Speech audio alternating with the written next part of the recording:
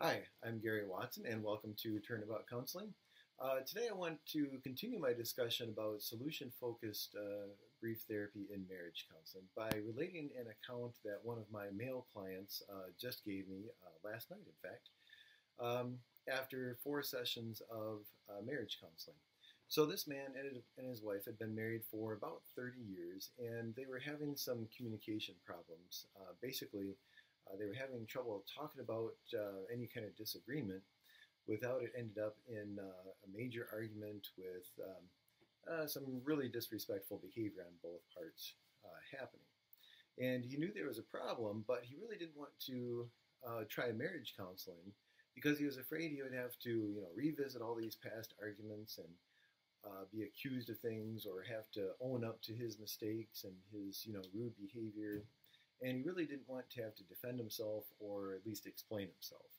So he told me that he was relieved that I didn't start by asking them to talk about these arguments or problems that they had, but asked about how they wanted things to be instead.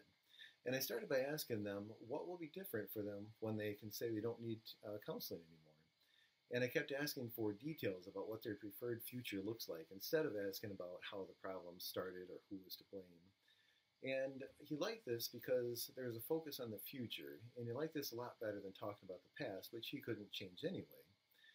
So instead of talking about how they ended up arguing, we talked about what future disagreements will look like and sound like when they're both being respectful of each other and working well together. And instead of asking them to talk about, what was making them angry about the other person and how these discussions were deteriorating, I asked them about what the other person was doing right that they admired or appreciated. And instead of asking them to revisit the times that were bad so that we could figure out what went wrong, I asked them about times when things were going right or times when things were going well and what specifically they were doing right so they could go home and start doing more of those things that work for them. And the man said this approach gave him more ideas for things that he could do differently without feeling defensive, and it gave him the motivation to keep thinking about what else he could do right to be helpful in his marriage and for his wife.